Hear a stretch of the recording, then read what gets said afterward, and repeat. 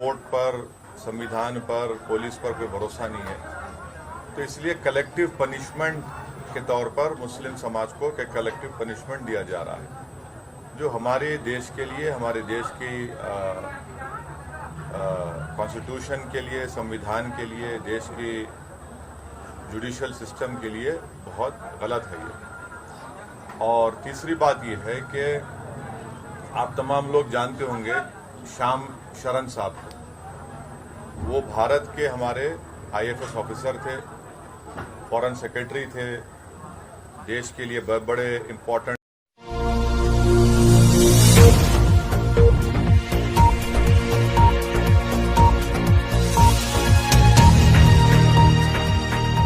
हनुमान चालीसा को लेकर जो महाराष्ट्र में विवाद दिख रहा है, आपकी उस पर पहली प्रतिक्रिया, क्या ये सब कुछ सियासी है? आपको लगता है कि अपना अस्तित्व बचाने के लिए राज ठाकरे को इस तरह का हथकंडा अपनाना पड़ रहा है? और औरंगाबाद में रैली के पीछे का मकसद क्या है, आप क्या देखते हैं? देखिए,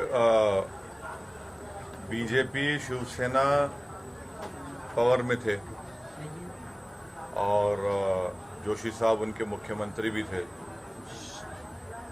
उस वक्त उनको ये सब चीज़ें याद नहीं आई।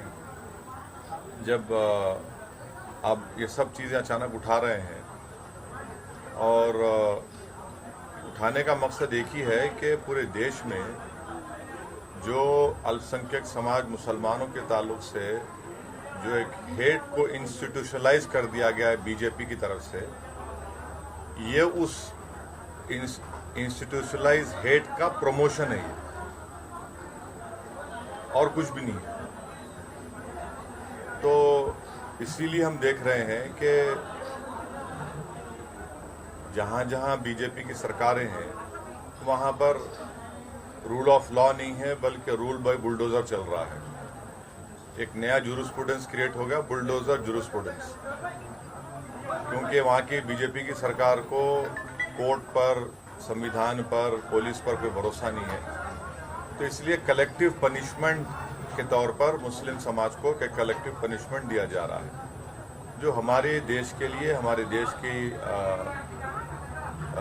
कॉन्स्टिट्यूशन के लिए, संविधान के लिए, देश की जुडिशल सिस्टम के लिए बहुत गलत है ये। और तीसरी बात ये है कि आप तमाम लोग जानते होंगे श्याम शरण साहब को। वो भारत के हमारे आईएफएस ऑफिसर थे, फॉरेन सेक्रेटरी थे, देश के लिए बड़े इम्पोर्टेंट उन्होंने इंटरनेशनल एग्रीमेंट्स किए, देश के बहुत से सीक्रेट्स वो जानते हैं, जियोपॉलिटिकल सिनारियो को समझते हैं। उन्होंने अपने एक आर्टिकल में लिखा कि ये जो हेट इंस्टीट्यूशनलाइज कर दिया गया है, उन्होंने ये कहा कि अगर भारत के मुसलमानों में चंद लोग अगर रेडिकलाइज हो जाएंगे तो वो कैसा होगा। ये उन्होंने कहा, मैंने नहीं कहा, उन्होंने कहा ये। तो ये बीजेपी को ये सोचना चाहिए, और ख़ास तौर से देश के प्रधानमंत्री को अपनी चुप्पी को तोड़नी चाहिए, खामोशी को तोड़नी चाहिए, और रूल ऑफ लॉ को मजबूत करने की ज़रूरत है। जो बदकिस्मती से, बदबख्ती से बीजेपी उस रूल ऑफ लॉ को, हमारे जो पूरा एडिफिस है वो हमारी लोकतंत्र का, वो कमज़ोर पड़ रहा है।